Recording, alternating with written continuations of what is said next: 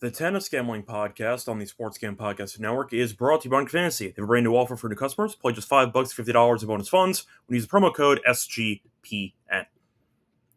And welcome, everybody, to the Tennis Gam Podcast here on the Sports Gam Podcast Network. It's currently Saturday night around 9:30 p.m. Eastern Time here on August 23rd. I'm your host, always, Scott Reichel, once again going solo for this pod. The first of two episodes coming out tonight. We're going to be doing the U.S. Open here on the men's side. So to get into the updated schedule, of course, we have the U.S. Open men's episode and a women's episode coming out. We will do those back to back. So as soon as this one's over, check out the next episode for the women's. We're going to do those in order, so keep that in mind. But before we get into any of the actual recap of Winston-Salem for the final that we saw on Saturday, and before we get into the preview of the quarters and the outrights for the U.S. Open, I want to remind everybody once again that we are doing a giveaway for SGPN because we're giving away $1,000 Circa NFL Future Bet with the phrase that pays. Submit the phrase now at sportsgamepockets.com/phrase to once again have a chance to win a $1,000 NFL Future Bet for free.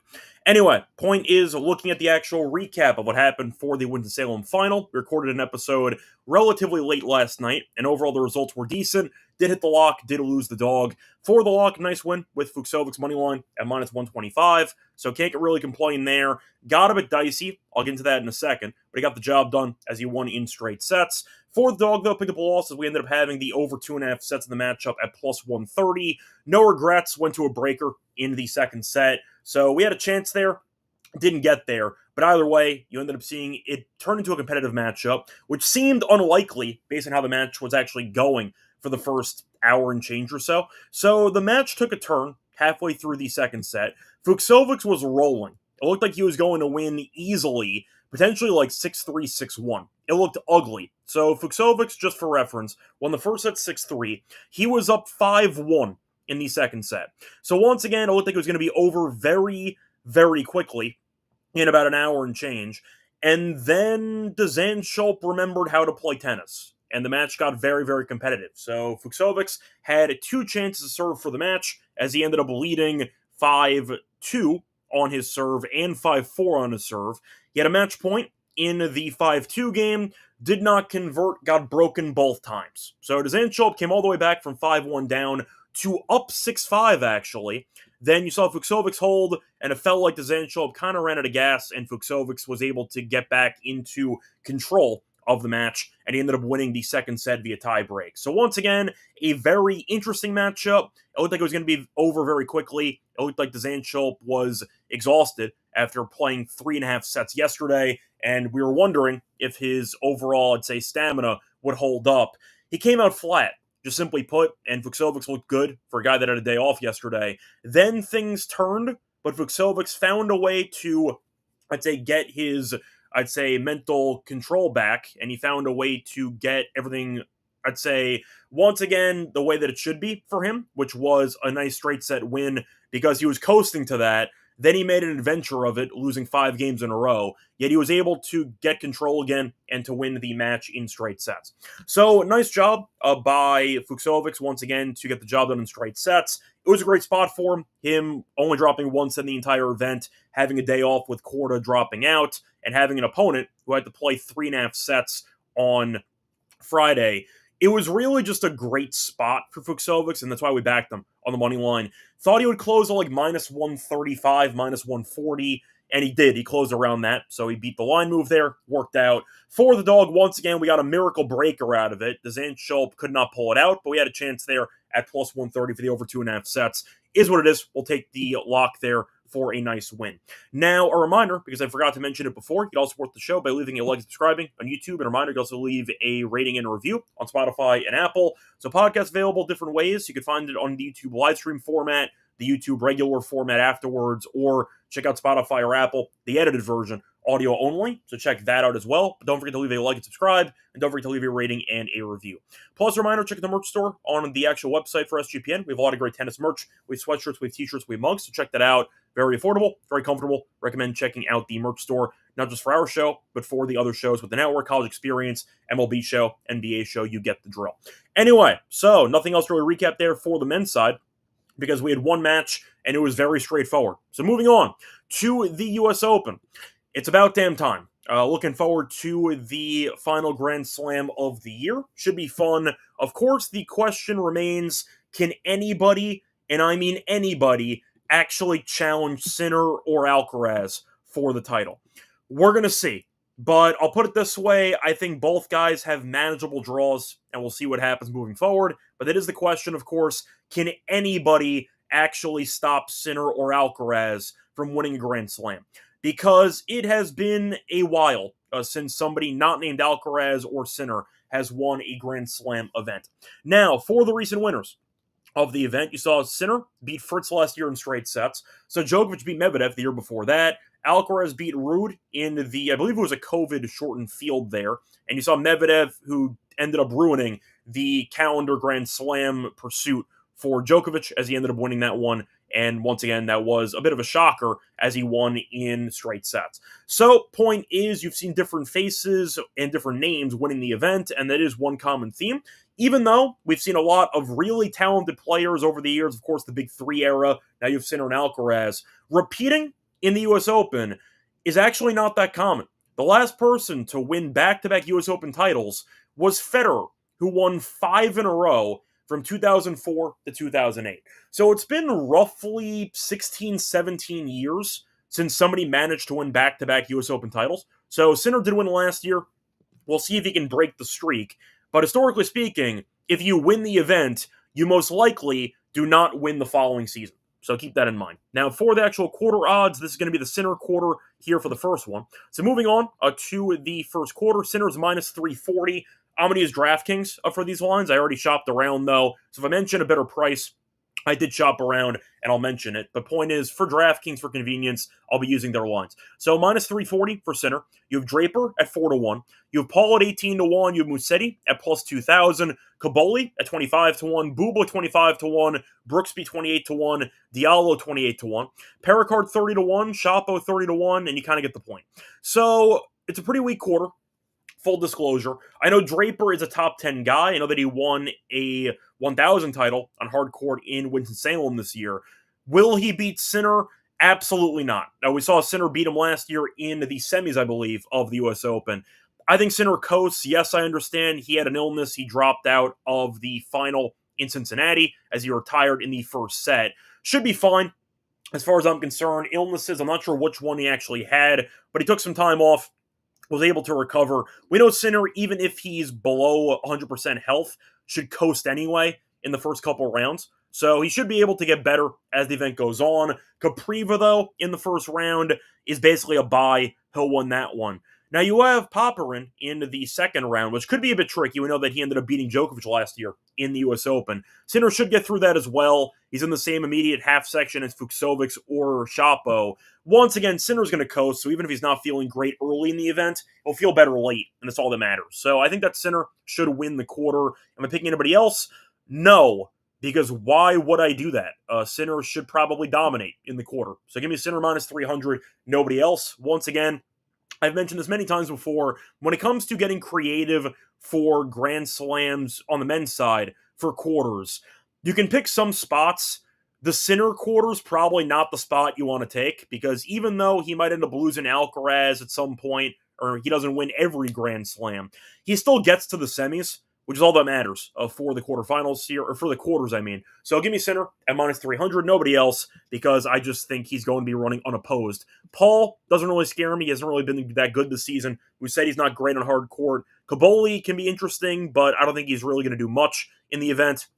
Bublik hasn't played since the clay season. He hasn't played a hardcourt match in a while. And he's Cilic in the first round, which is pretty tricky. So, pretty good draw for Sinner. I think that the quarter is very weak, and I think most people feel that way. Give me Sinner, minus 300 is my first choice, and my only choice for the first quarter.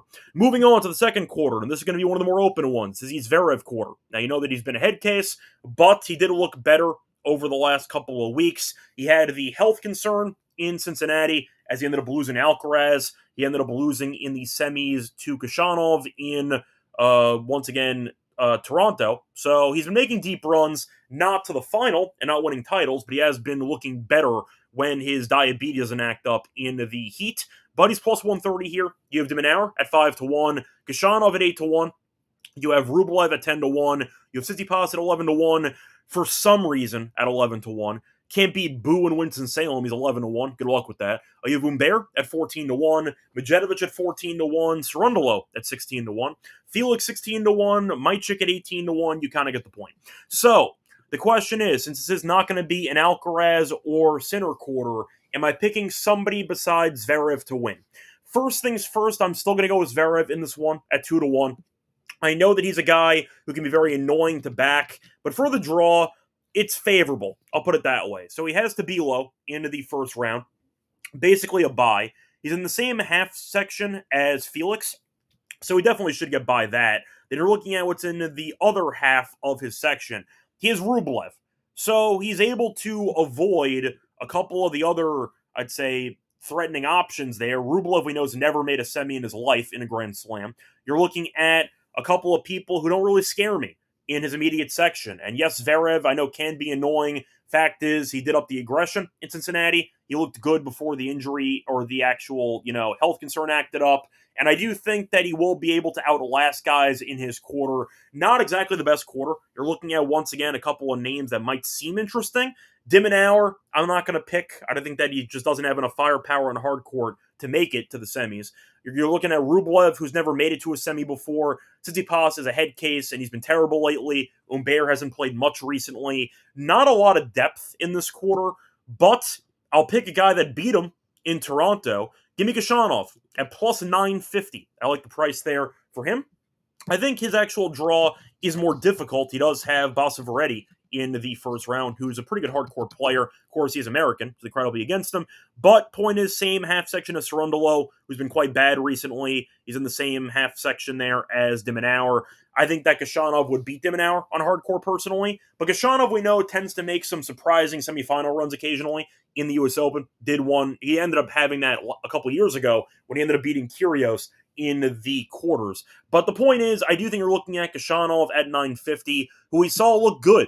He made it to the final in Toronto, lost a final set breaker against Shelton. If he's in form, 950 is a good price. So I'll skip him an hour at 5-1. Not interested. I think Khachanov, though, is the flyer that I'll take. I like the price. He's made the semis here before, and I do think that if Zverev does end up getting into a quarterfinal matchup against Khachanov, it's not the end of the world, because Khachanov just beat him. So I think that it's possible for Khachanov to get the job done again. 950, though, I think is a pretty good price. I'll take that as my choice for this one. Anyway, a point is, before we get into any of the other quarters, I'm not going to add anybody else, by the way, for the second quarter. Give me Zverev at 2-1 and Khachanov at 950. Now, before we get into the third quarter, reminder, they're brought to you by our sponsor, which is my book at ADG. You can use them to bet on tennis, use them to bet on baseball, WNBA, golf, of course, football futures, because college football did start today. Hopefully your bets went well. My bookie is also available on a ton of locations. Use them to bet on or use them to bet with crypto. You can use them for deposits and payouts. And a reminder, you can also use the promo code SGPN when you sign up to get a 50% off match up to 1K. Terms and conditions, apply with the G promo code SGPN. We're also brought to by Rhythm because they have a lot of great models you can build for college football, for the NFL. You can also use them for baseball, for WNBA. And a reminder, they could also use the props that they've been crushing with for the NFL, especially over the last year or so. For example, they went 13-5 on Tyreek Hill props last year, 31% ROI. They also have baseball, WNBA, golf, and of course college football. So go to the site now, and you can also start building your models for NFL Week 1. When you actually do decide to try out the platform, don't forget you have a free week trial by using the promo link that we have. Go to sportscamppockets.com/rhythm to get your 7-day free trial. Welcome back, everyone, to the Tennis Camp Podcast. Finished going to the first two quarters in the U.S. Open on the men's side. Time to move on into the third quarter. Now, this is the Djokovic quarter. We know that he has pretty much only played majors recently, and he was very vocal about the really dumb schedule for 1,000 events, extending it and making it longer. And the fact is, Djokovic was pissed that nobody else spoke up when they talked about it initially, and now people complained about it. And Djokovic said, well, you should have been paying attention to the meetings. So Joker's not happy with the 1,000 schedules. Will that cause him to skip it in the future? Maybe. We'll see. We know Djokovic, though, at this point, is kind of a Grand Slam only guy. Does play a couple 1,000s. Did not play any of the ones recently. But the point is, we know Djokovic was in good form in Wimbledon. Did end up losing to Sinner handily as he got injured in the final stages of the Kaboli match right before it. But still, point is Djokovic hasn't played much tennis recently over the last couple months, but of course he's still the guy to beat in this quarter. He's plus 175. Fritz is 3-1. Rune is 9-1. Tiafoe's 10-1. Fonseca is at 12-1. Once again, extremely cheap on Fonseca for no apparent reason. Mensik is 12-1. Court is 16-1. Makic is 20-1. You get the point. So, for the quarter, am I picking anybody to challenge Djokovic?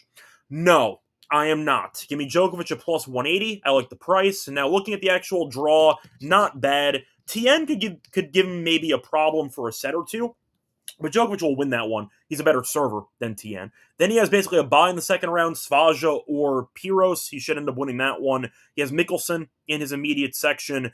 Not really scared. Korda the same thing. And you're looking at his immediate half being Rune. I know Rune beat him in Paris a couple years ago, but still, that's assuming that Rune can actually make it that far. He might lose to Zanchop in the first round. Who knows? Maybe Struff, or maybe he even loses to Tiafoe. Who knows? But you're looking at the actual quarter. It's once again pretty weak. I mean, Fritz has never beaten Djokovic ever.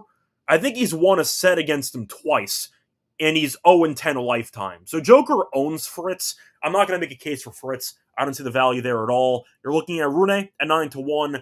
I don't trust him. He's been really bad in Grand Slams recently. Lost in the first round of Wimbledon to Jari. I know that it's hard court and all, but he lost to Nakashima in straight sets last year in the U.S. Open. He lost to Baena, I believe, in the first round 2 years ago, I think, in the U.S. Open. So Rune, I don't trust at all. Tiafoe would be the only wild card, but he's not beating Djokovic. So I don't have anybody that I think's worth a damn in this quarter to challenge him. Very, very straightforward, very chalky. But if they ended up experimenting a bit with, if they ended up tweaking, for example, the actual quarter and they put different guys in here, maybe I would actually consider taking somebody else. But I don't trust Fritz. I don't trust Rune. I don't trust Tiafoe. Fonseca, not even close. Mensik, I know, beat Djokovic in Miami. He has not really been in great form recently. Not interested. If you ended up throwing, like, somebody else in here, maybe I'd consider it. Like Draper, for example. If Draper was in the quarter, maybe I'd consider it. But I just think Djokovic is going to win. I don't see anybody else really being that much of a threat. Now, I know last year he lost to Papirin, so I understand that you can see Djokovic getting upset. It happened last year. In reality, though, I'm just going to go Djokovic. I'll go chalk here. I don't see many great options in the third quarter, as Cayetano agrees with me. If there was a better, I'd say, depth component to this quarter, I would pick somebody, but there isn't. And Fritz, if I'm picking him to beat Djokovic finally, who's 0-10 a lifetime, I need more than 3-1. I need at least 5 or 6-1, and I didn't get it. So give me Djokovic by himself at a plus 180 as my choice there for the third quarter. Moving on to the final quarter. This is the Alcaraz quarter. He's laying as he's minus 290, give or take, on DraftKings. Shelton is plus 370. Medvedev's at 10-1. Lashka's at 16-1. Ruud is at 18-1. Fekina at 25-1. Griekspoor 30-1. Mutet 30-1. Opelka at 40-1, who plays Alcaraz in the first round. And that's basically it. So looking at the actual quarter, the question is simple. Am I only taking Alcaraz, or am I picking somebody else besides Alcaraz?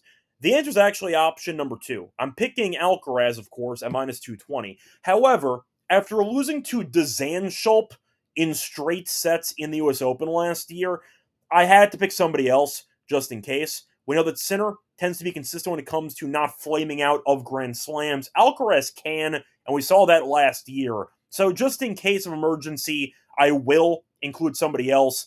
I'll take Shelton at 5-1. Shelton actually gave Alcaraz a run for his money in the French Open, and he won a set. Could have been 2. So Shelton on Alcaraz's best surface actually gave him kind of a war, and I think that Shelton's serve, if he hits the spots, can somewhat neutralize Alcaraz's return game. Now, I'd pick Alcaraz to win, obviously, but do I think there's a path for Shelton to make it to the semifinals again in this event?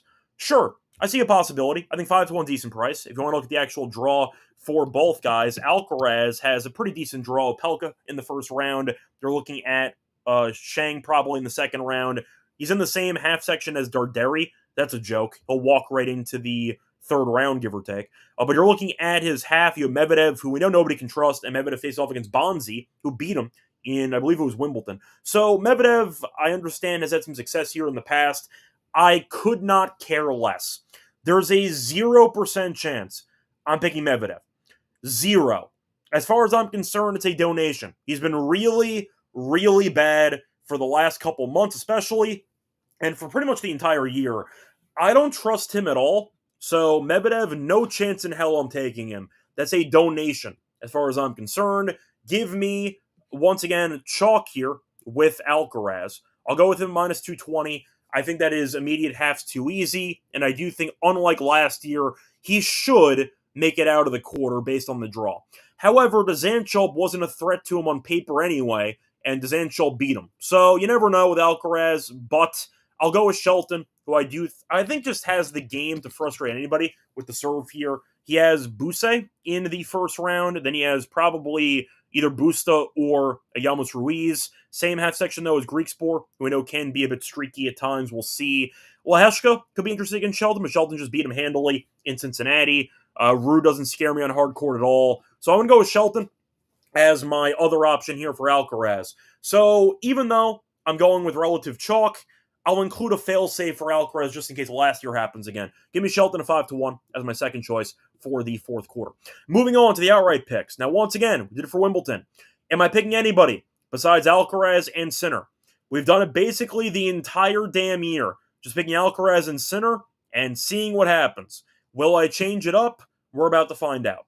For the actual outright, Sinner plus 110, Alcaraz plus 175, Djokovic 14-1, Shelton 18-1. You're looking at Draper 20-1, Zverev 22-1. Fritz is 30-1, Medvedev is 60-1. No point in mentioning anybody else. Why would you ever bet anybody else? So, for the outrights, am I picking anybody besides Sinner and Alcaraz? Hell no. I'm not picking anybody besides Sinner and Alcaraz. So I'm going to go with the exact same game plan that I had for Wimbledon. The very boring chalk fest. If you want more creativity, check out the women's episode after this one, because there's no point with Sinner and Alcaraz walking into every single final. So I'm going to go with Sinner at plus 110. And I will go with Alcaraz at plus 195. That is it. Nothing else to add. If you want Djokovic at 14-1, I'm rooting for you. I hope Djokovic does win another one. However, the problem is, I've said many times before, I think Djokovic can beat Alcaraz on hard court. We saw it in the Australian Open. The problem is, do I think Djokovic can ever beat Sinner again in 3 out of 5? No, I do not. I think Sinner is a really bad matchup for Djokovic. I think Sinner is a better version of Djokovic right now at the stage in his career. So, do I think that Djokovic will end up beating Alcaraz and Sinner? I do not. So I will pass on Djokovic at 14-1. If you want him once again, I'm rooting for you. I hope Djokovic does prove me wrong. I hope he wins a title. But I think Sinner would beat him every time they play until he retires. So no chance I'm taking Djokovic. He can beat Alcaraz. I'll give him a shot in making the final. But give me chalk. Give me Sinner at plus 110 and Alcaraz at plus 195. If you want to take a long shot with Zverev, good luck to you, man. I'm not taking him with you. I'm rooting for you, I guess. But nobody's really proven that they can handle Alcaraz or Sinner in a 3 out of 5 mentally recently, and I am not interested. So there you go. Nothing else to add. I see Andrew asking if there's any chance of a parlay cashing with Sinner, Alcaraz, and Swiatek. Look, I didn't mention the women's episode yet because I'm going to save that. I have those 3-quarter winners, so you should be fine.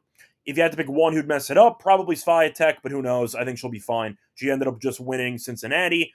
She looked great in the process, and she's been great. So probably you're fine, but we'll see what happens. Nothing else to add once again for that. But I'll throw in Shelton as the long shot flyer at 5-1 in that Alcaraz quarter. I got nothing else to add. Once again, I mentioned this as a warning sign to everybody in every single Grand Slam preview for the men's.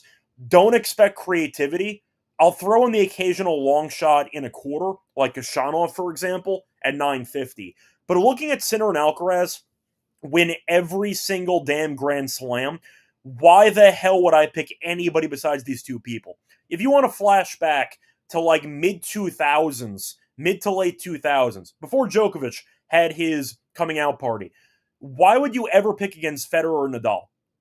it was just a waste of money. Like, why would you bother doing any of that? So I'm going to do the same thing I did in Wimbledon. We automatically won. Give me the Sinner and Alcaraz final. If not, who cares? Whoever ends up making it there should beat whoever's the surprise finalist anyway. Like last year, we saw Sinner destroy Fritz in straight sets. Could be that outcome too. So either way, give me the two chalk options here. That's it. Until somebody not named Sinner and Alcaraz win a Grand Slam, I'm not picking any of them to win a Grand Slam. That's all I have to say. So anyway, it's going to wrap it up for the the outrights for the men's U.S. Open. Time to move on into the lock and dog picks of the first round. Before we get into the actual lock and dog, the reminder brought to you by our sponsor, which is Circa, because they're hosting three biggest football contests for the upcoming NFL season. The Circa Million, Circa Survivor, and Circa Grandissimo. Over $20 million guaranteed prizes. And a reminder, you can also hang out at SGPN for Circa Contest Weekend. If you are in Vegas right now, hopefully you enjoyed it. If not, it's fine. I understand. Tough to travel there now, but you can definitely try to catch us next time that we are there. But a reminder, if you do want a discount next time you're at Circa, use the promo code SGP15, get 15% off your stay at Circa. And a reminder, the contest open to everyone. You can sign up in Nevada, play for anyone with the help of our proxy, go to footballcontest.com. Use code SGP, $50 off your proxy fees.